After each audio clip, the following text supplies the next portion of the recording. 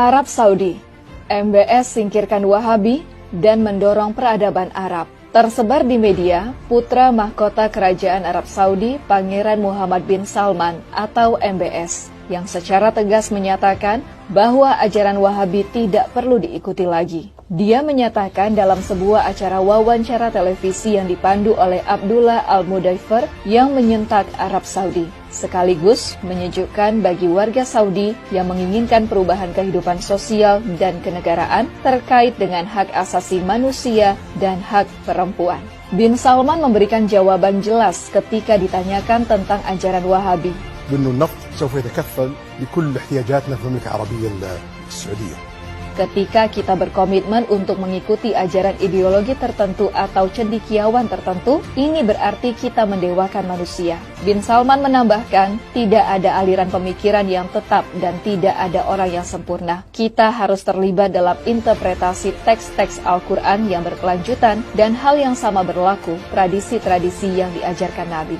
Lebih lanjut, MBS memberikan pencerahan yang sangat jelas tentang Al-Quran dan tradisi yang diajarkan Nabi sebagai pedoman yang mengedepankan kemanusiaan. MBS menyatakan bahwa dunia mengikuti hukum yang jelas yang mengatur kehidupan manusia.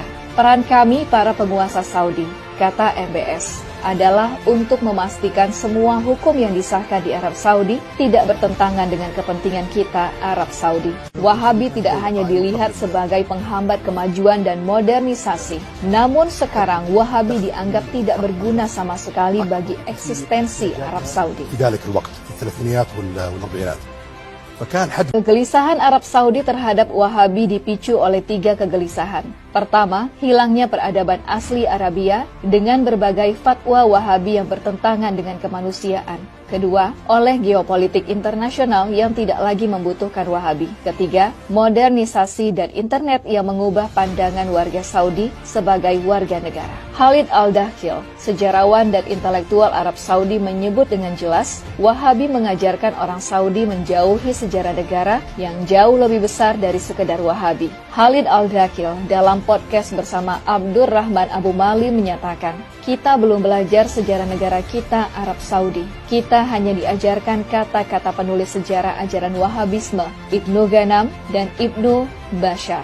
Dan sampai sekarang kita masih menjalaninya. 6 يناير أشبعوه الأمريكان كثير من الكلام. كلامهم صراحة ما قيل في الإعلام الأمريكي 6 يناير في الولايات المتحدة. أنت تقصد Saudi Arabia didirikan berdasarkan aliansi untuk membangun kekuasaan antara Muhammad bin Saud dan Muhammad bin Abdul Wahab pada tahun 1744.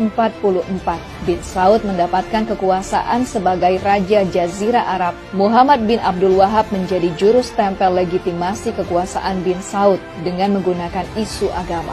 Sejak saat itu, Saudi Arabia dan ajaran Wahabi menjadi satu kesatuan.